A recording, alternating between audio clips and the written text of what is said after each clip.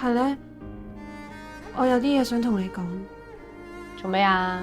有咩直接講啦。我嗰日見到你男朋友同個女仔一齊，有咩咁出奇啫？唔係男係女噶啦。咁如果佢哋真係一齊咗咧？你見到佢哋做緊啲咩啊？你真係想知？我見到佢哋拖手。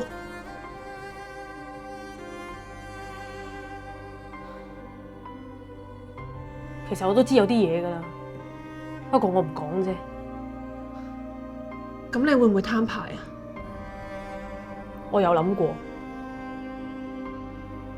不過我應該唔會講。我驚冇咗佢。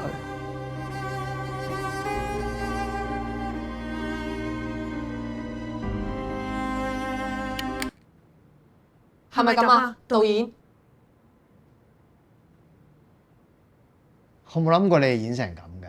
今次我係諗住正劇咁寫嘅。咁我哋兩個做開喜劇㗎嘛，點知突然之間轉通啫？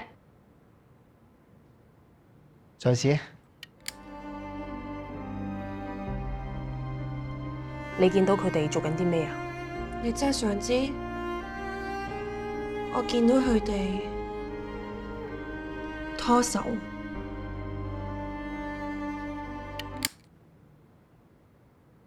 咁樣會唔會冇咁搞笑啊？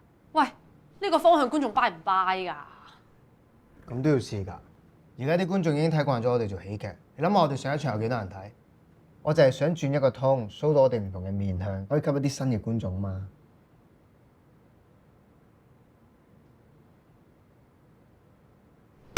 有啊，支持導演。啊，好，導演英明啊！失敬。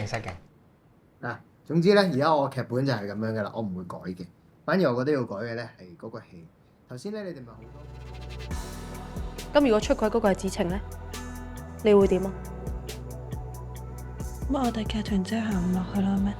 朝早啲劇咪可以繼續做咯。你都唔會想傷害你嘅另一半啦。都係嘅，我都唔會想傷害身邊嘅人。呢位係陳生，佢今日過嚟睇我哋個 show。另一個結局咪即係死人咯。咁樣 keep 住段關係好咩？咁可能佢都唔想冇咗段關係。